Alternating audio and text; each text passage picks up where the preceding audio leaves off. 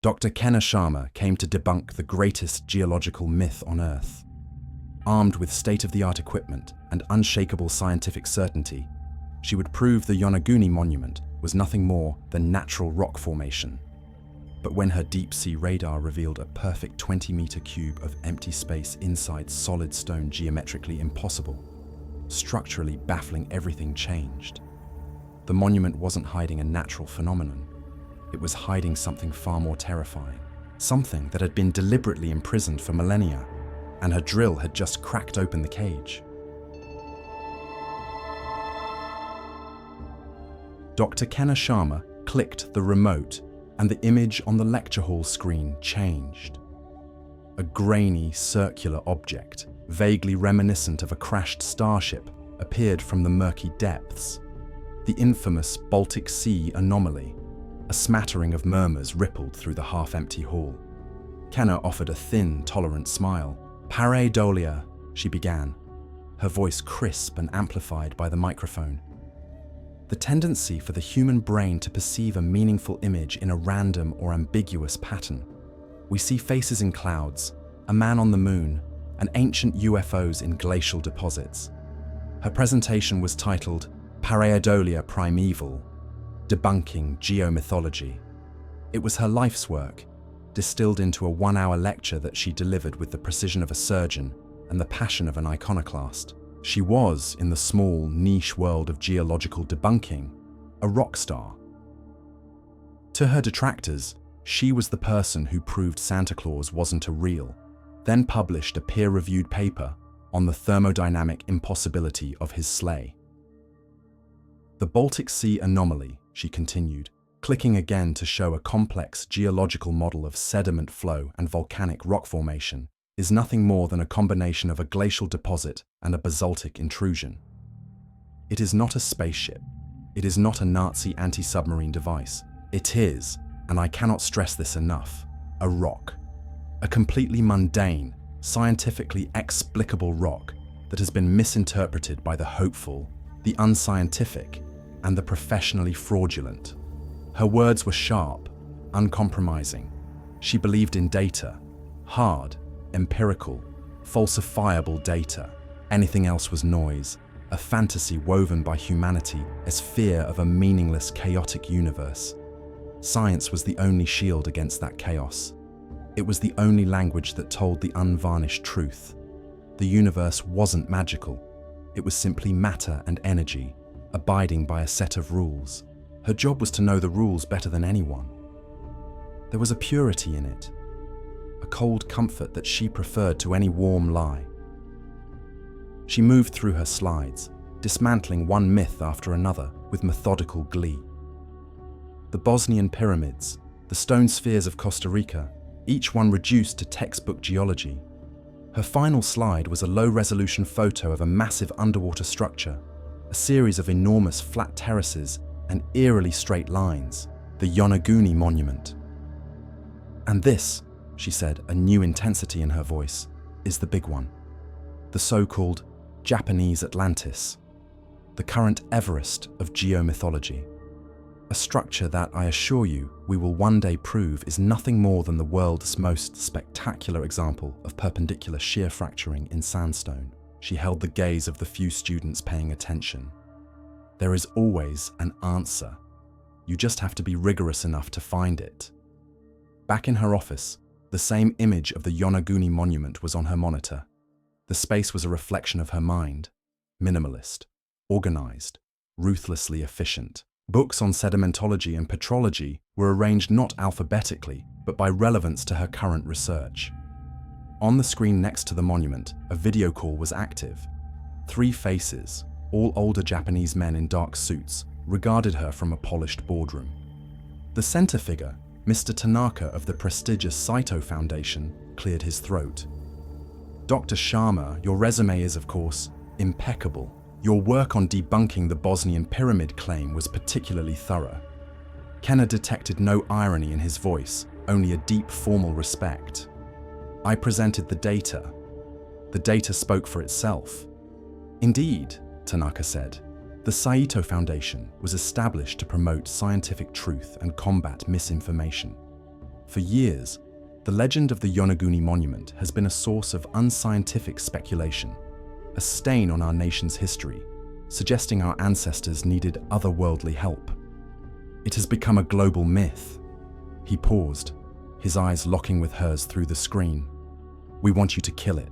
Kenna's heart, an organ she rarely paid attention to, gave a hard thump.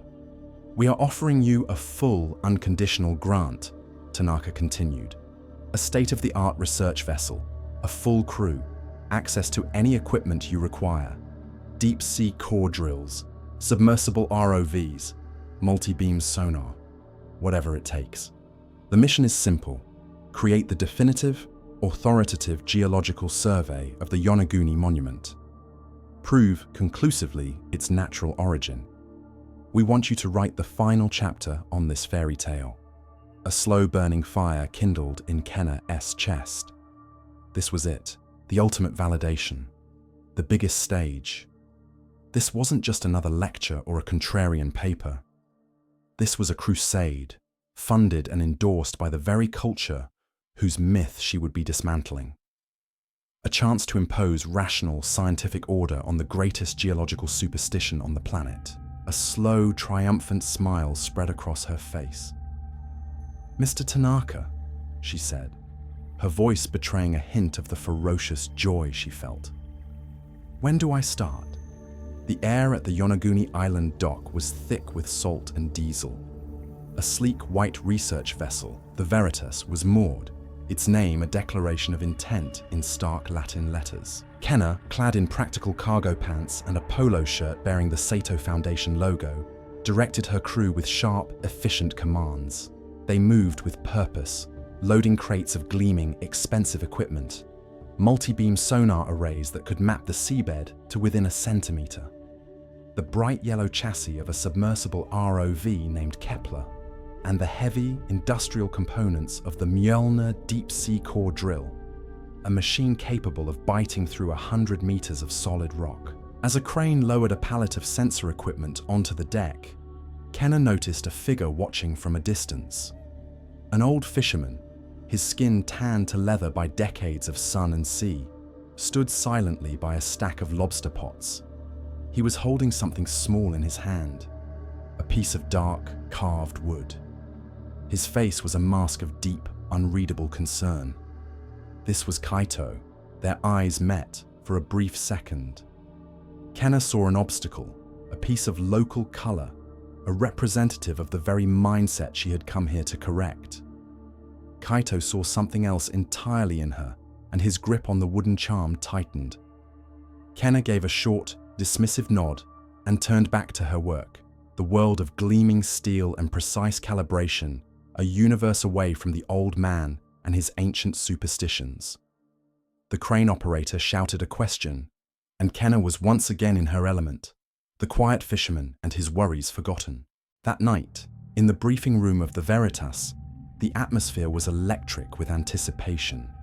Kenna stood before her team geologists, engineers, sonar technicians. Behind her, a massive screen displayed a bathymetric map of the ocean floor, the target area highlighted in red. "All right, everyone, listen up," she began, her voice resonating with confidence. "Our objective is straightforward. We are here to create the most comprehensive geological survey of the Yonaguni Monument in history. We will leave no stone unturned, literally." A ripple of laughter went through the room. Phase 1 will be a full sonar mapping. I want a 3D model so detailed I can see a crab scuttling across it. Phase 2, based on that model, will be targeted core sampling. She pointed to a feature on the map, the famous terraced section known as the turtle. The so-called architectural features, the right angles, the flat terraces, the twin pillars are our primary targets. The popular narrative is that these are artificial. We are here to prove they are textbook examples of shear fracturing in Miocene sandstone. Her language was clinical, certain. She spoke of tectonic stresses and sedimentary layers, of erosion patterns and geological timescales. She stripped the mystery from the monument, layer by layer, until it was nothing but a predictable result of known forces. She was not a treasure hunter, she told them. She was an exterminator of myth. Our findings will be definitive, she concluded, her eyes sweeping across the faces of her crew. When we are done here, there will be no more questions. There will be no more mystery. There will only be the data. She was at the height of her power, armed with the best tools and an unshakable belief in her own methodology. She treated the monument not as a mystery to be solved, but as a problem to be labeled, categorized, and filed away forever. The truth was waiting for her under 100 feet of water, and she was certain she already knew what it was. The sonar room of the Veritas was a cold, dark sanctuary, the only light emanating from the soft blue glow of a dozen monitors. It was where the messy, chaotic ocean was translated into the clean, orderly language of data. Dr. Kenna Sharma lived in that translation. She stood beside her lead technician, a young, prodigiously talented engineer named Ren, and watched as the multi-beam sonar stitched together reality, one data point at a time. For hours, the process was hypnotic, almost beautiful. Millions of sonar pings descended, struck the seafloor, and returned, painting a three-dimensional model of the Yonaguni Monument with breathtaking clarity. It floated in the digital space before them, a ghost rendered in light and mathematics. Kenna felt the familiar thrill of discovery, the satisfaction of imposing order on the unknown. Then, she leaned closer. Her brow, which had been relaxed in concentration, furrowed into a tight line of doubt. The main terrace structure, the feature nicknamed Turtle Rock, was rotating slowly on the screen.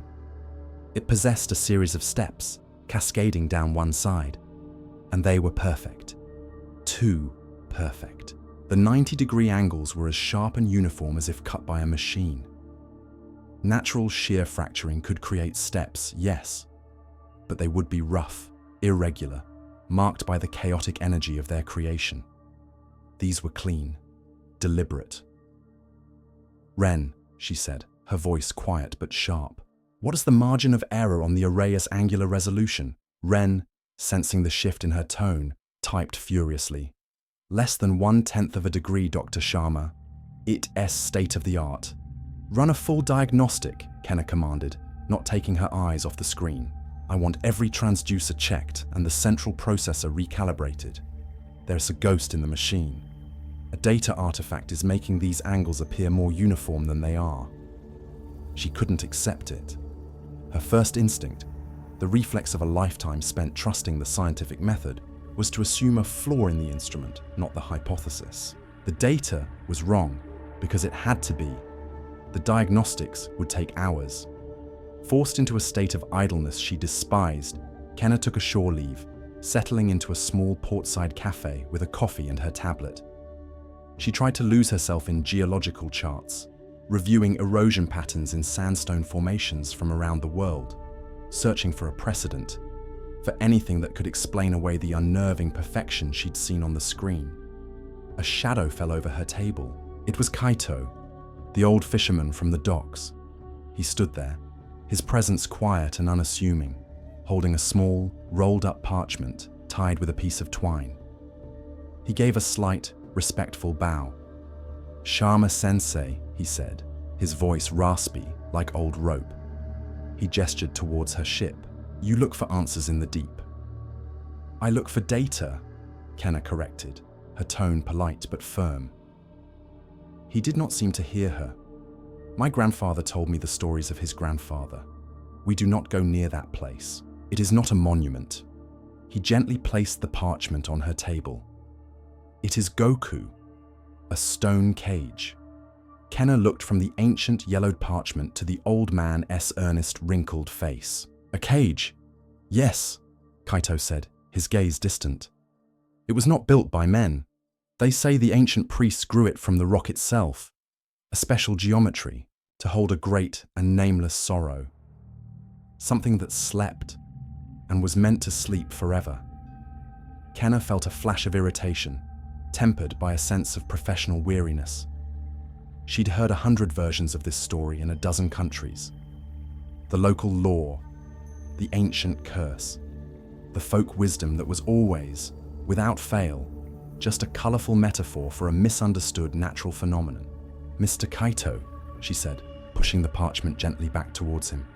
"I appreciate the story, truly, but I am a geologist. I deal in facts, in measurable reality, not fairy tales." Kaito looked at her, his eyes filled not with offense but with a deep and unsettling pity. He picked up his parchment, gave another small bow, and walked away, leaving Kenna alone with her tablet, her coffee, and the lingering, uncomfortable image of a stone cage. Back in the sonar room that night, the air was thick with tension. Ren turned from his console, his expression grim. "Diagnostics complete, Doctor. I've run every test twice. The sonar array is functioning perfectly. There are no ghosts in the machine."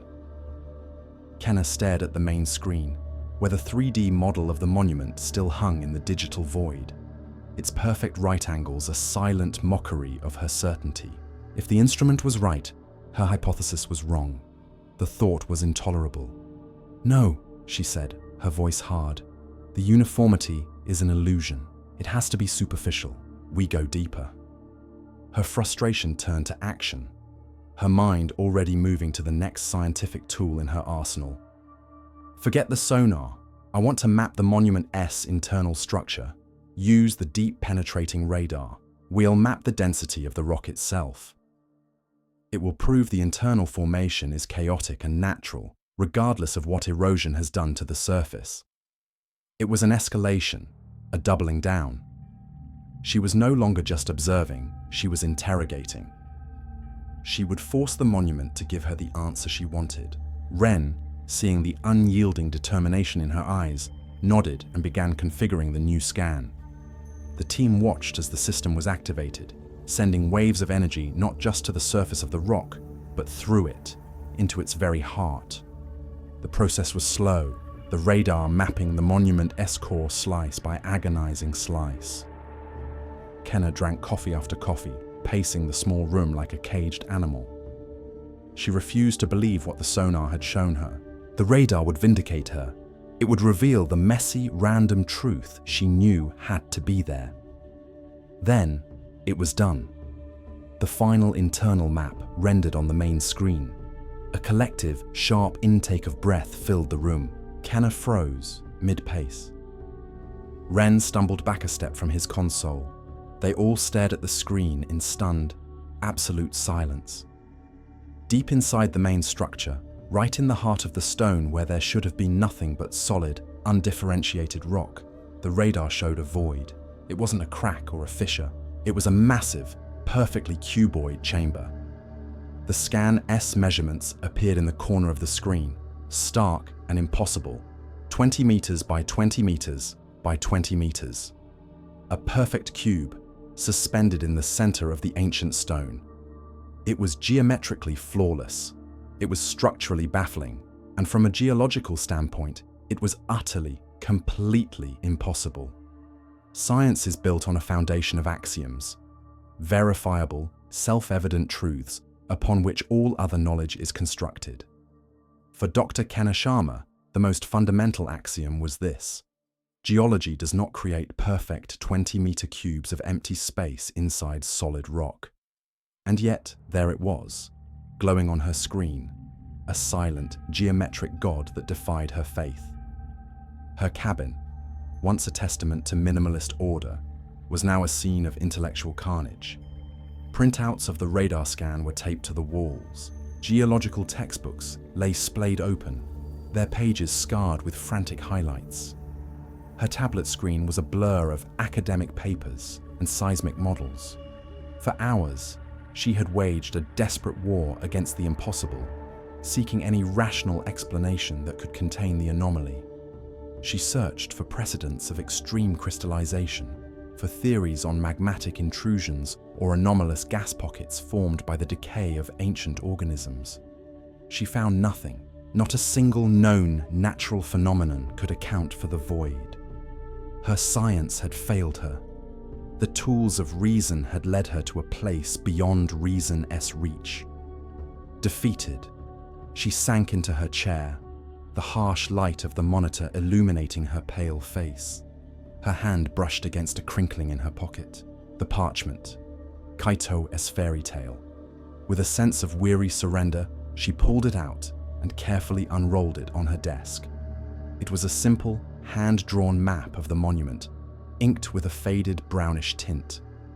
The lines were imprecise, the scale was skewed, but the features were unmistakable.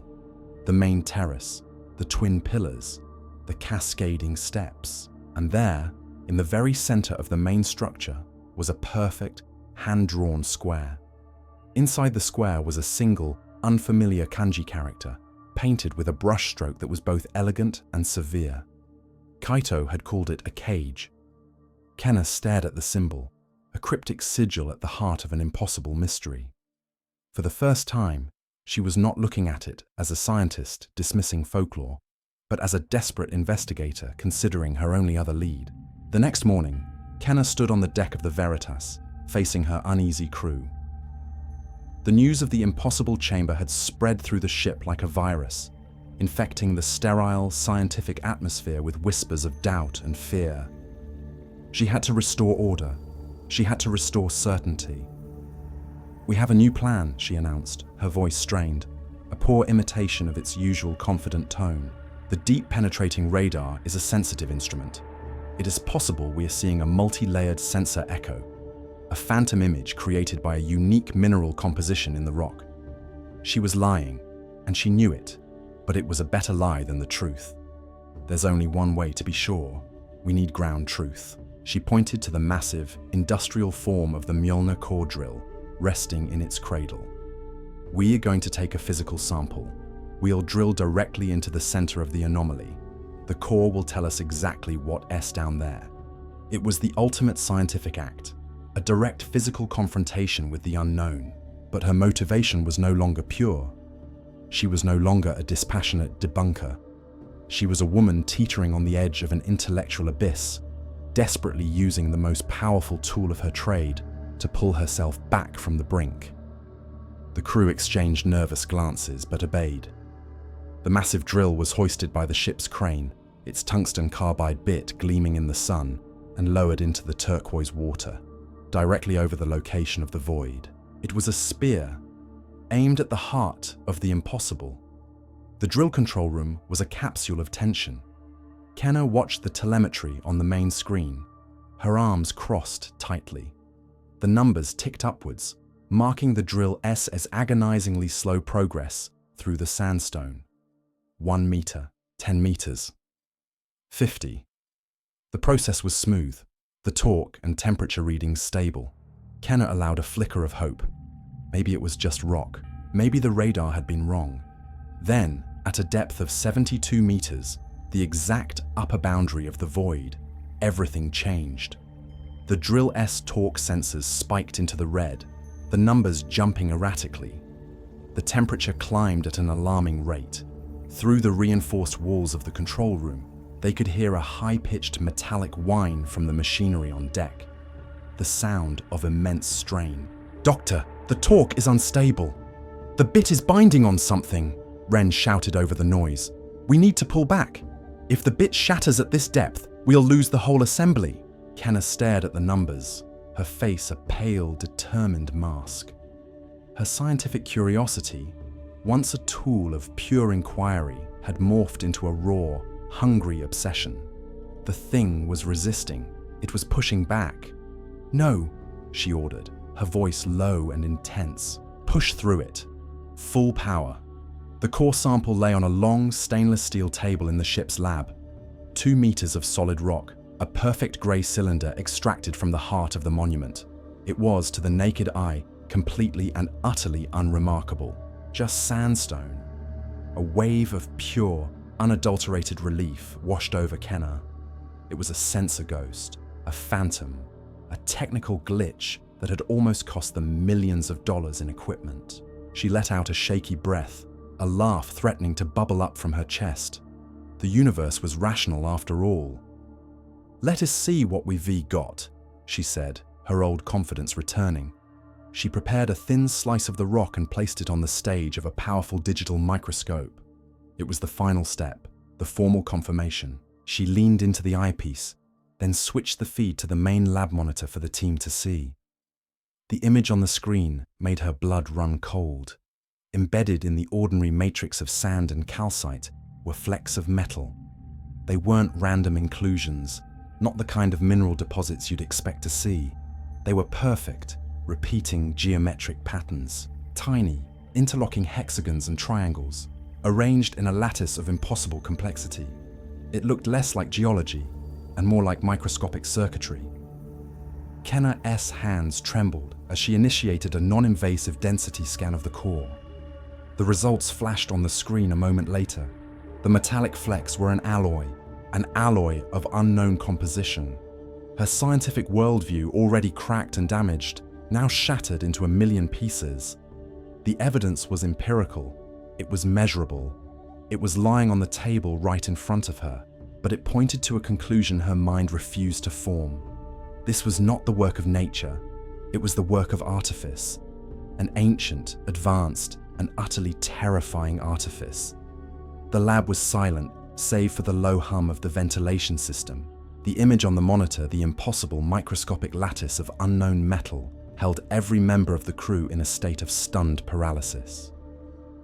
Kenna's world, a place once governed by predictable laws and comforting axioms, had collapsed. In its place was a terrifying new reality, one whose rules she did not know.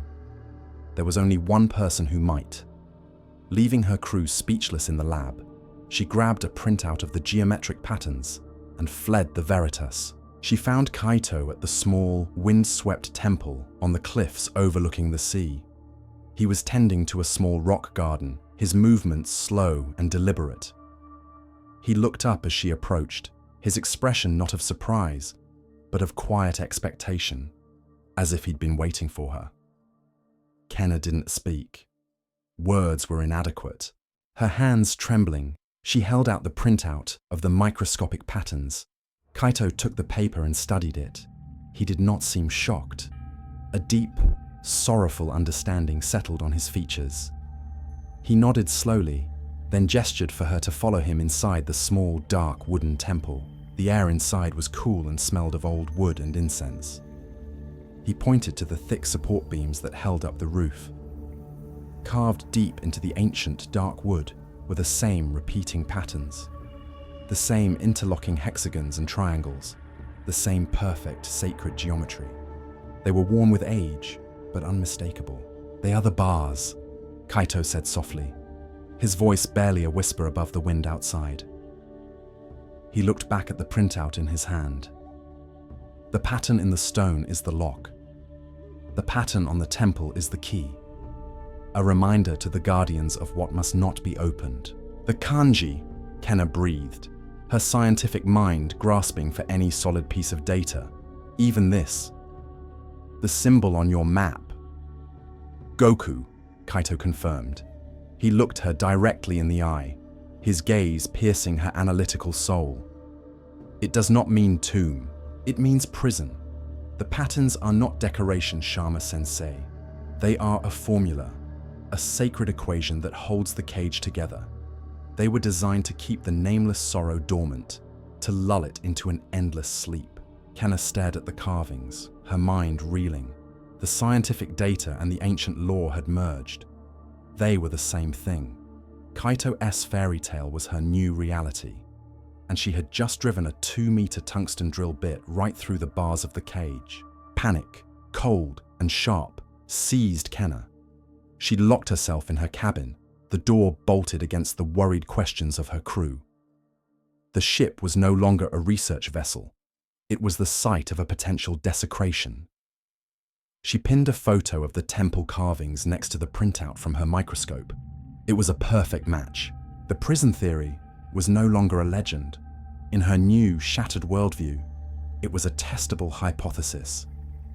Her blood ran cold as she thought of the drill, the spike in torque, the whine of the machinery. The monument had resisted. She hadn't been drilling through unusually hard rock. She had been breaking a lock that had held for millennia. What had she done? What had she disturbed? She had to know. Her mission of debunking was a distant memory, a foolish errand from a different lifetime. Now, there was only one goal: to see what was inside the chamber, to understand what she may have unleashed.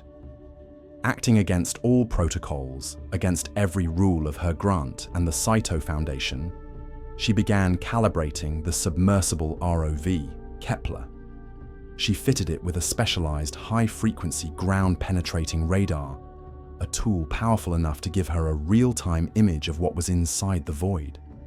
She was no longer a scientist. She was a tomb robber, about to peer into a place she was never meant to see. The deep sea off the coast of Yonaguni is blacker than a starless sky. The submersible S-lights cut a pair of lonely cones through the murky depths as it descended, piloted remotely by Kenna from the solitary darkness of the Veritas control room. The monument loomed out of the darkness, a vast and silent mountain of stone.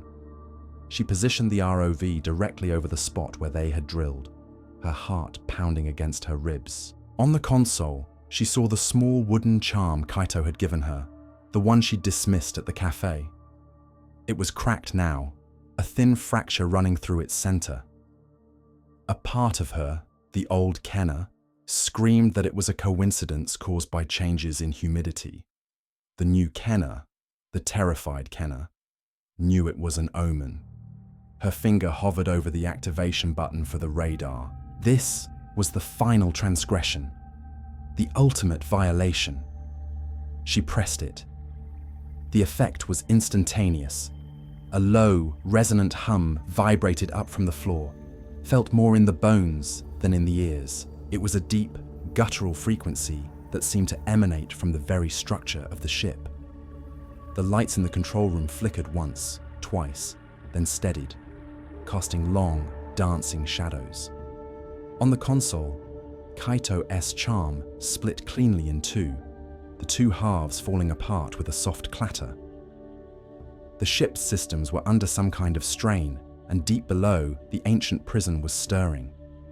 The radar image of the chamber's interior began to render on the main screen, line by agonizing line. Kenna held her breath, her eyes wide, unable to look away. The chamber was not empty. It was impossible to describe. It was a shape, but it had no discernible form. It was a mass of impossible geometry, a shimmering, non-Euclidean knot that seemed to fold in on itself in ways that violated the laws of physics. It absorbed the light and bent the space around it, a living blind spot in reality. It was a wound in the world, a thing that simply should not be. Kenna stared, her mind dissolving into pure, primal terror. This was the nameless sorrow. This was the thing in the cage. As she watched, paralyzed, the formless shape on the screen shifted. It was a subtle, fluid motion, but it was deliberate. It turned its non-form, its impossible angles focusing away from the center of the chamber and directly towards the source of the scan. It knew it was being watched. A strangled gasp escaped Kenna's throat. She recoiled from the screen, her hands flying to her mouth, her face a perfect mask of the horror she now understood. She had not come here to debunk a myth. She had come to knock on the door of a prison, and something inside had just answered. The image on the screen, the sentient void that looked back at her, was still burned into Kenna's retinas when the alarms began to shriek. Red lights flashed across the control room, bathing everything in a pulsating, hellish glow. Ren burst in, his face ashen. "Doctor, the ship's seismometers! They were going crazy!" he yelled over the klaxon. He pointed to a secondary monitor where a dozen graphs showed violent, erratic spikes. "The entire monument is vibrating. We're redetecting high-frequency stress signals from inside the rock. It's like it's being shaken apart from within." Kenna looked from the seismic data to the horrified faces of her crew, and she understood. The drill had weakened the cage. Her scan had awoken the prisoner, and now, the nameless sorrow was testing the walls of its cell. In that terrible, clarifying moment, she saw the future unfurl before her. She saw herself presenting the data, the sonar maps, the core sample analysis, the radar image of the entity. It would be the single greatest discovery in human history.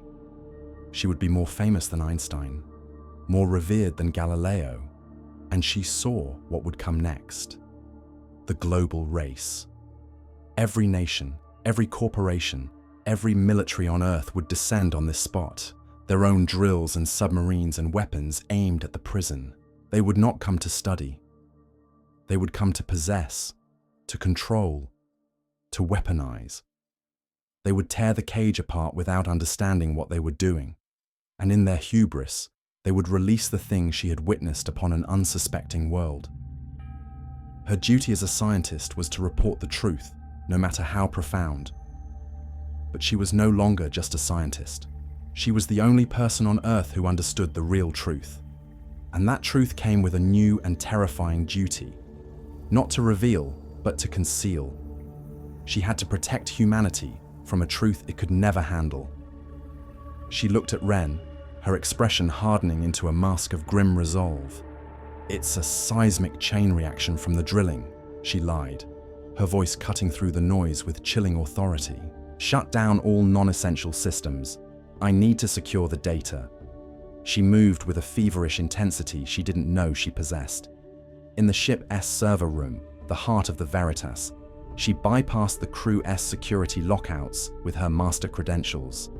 The anomalous data was isolated on the main drive, a Pandora-esque box of digital files. She stared at the list, a lifetime of potential discovery, of fame, of truth. File. Wygen. Sonar. Map. Final. File. Wygen. Radar. Internal. Void. File. Core. Sample. Analysis. Metallic. File. ROV. Scan. Entity. Raw. She took a deep, trembling breath and dragged the cursor over all of them. Her finger hovered over the delete key. This was the ultimate scientific heresy. The destruction of data was a sin for which there was no absolution. It was a betrayal of everything she had ever believed in. But belief was a luxury she could no longer afford. She pressed delete. A confirmation box appeared. "Are you sure you want to permanently erase these files?" "I am," she whispered, and clicked yes. Then, to make sure, she walked to the safety locker on the wall and removed the emergency fire axe. With a guttural scream born of terror and conviction, she brought the heavy steel blade down on the main server bank. Sparks erupted in a brilliant, violent shower. The alarms shrieked louder as the systems crashed. She struck it again and again, a frantic, desperate act of erasure, destroying the truth to save the world. Weeks later, Kenna sat before her laptop, her face tired but resolute. On the screen, the boardroom of the Saito Foundation was assembled. Mr. Tanaka's face a mask of polite disappointment. "So, to be clear, Dr. Sharma," he said, his voice dangerously calm. "Your final report states that a catastrophic power surge, likely caused by seismic instability from the drilling, resulted in a fire that destroyed the primary server and corrupted nearly all of your data backups." "That is correct," Kenna said, her own voice a flat monotone. The lie felt heavy and dead in her mouth. "And your salvageable findings?" Tanaka prompted. Kenna shared her screen, displaying a handful of bland, inconclusive charts she had fabricated from the ship's tertiary logs. Normal erosion patterns, inconclusive rock densities.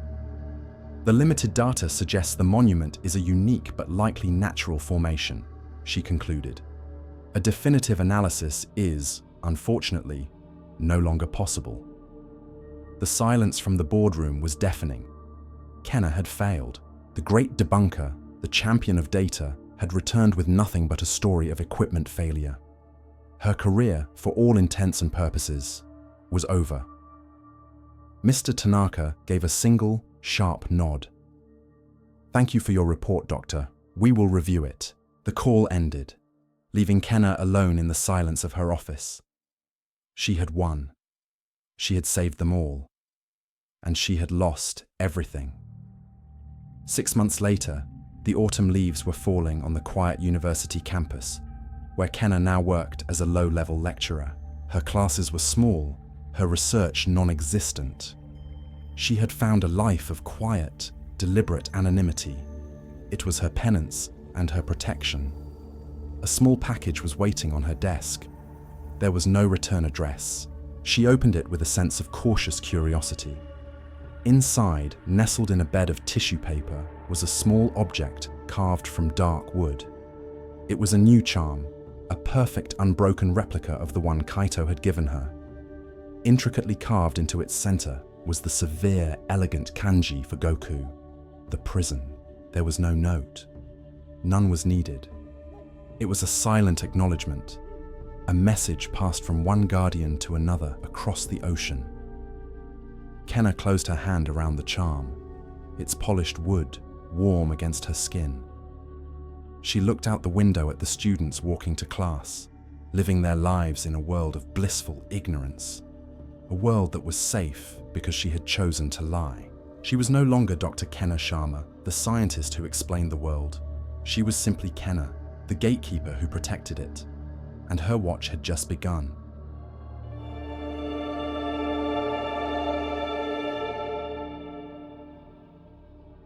What an incredible story. On the surface, it starts as a classic battle we all recognize. The cold, hard facts of science versus the colorful tales of local superstition. We're positioned to root for Dr. Kenna Sharma. She's the champion of reason, here to shine a light into the dark corners of myth with her gleaming, high-tech tools.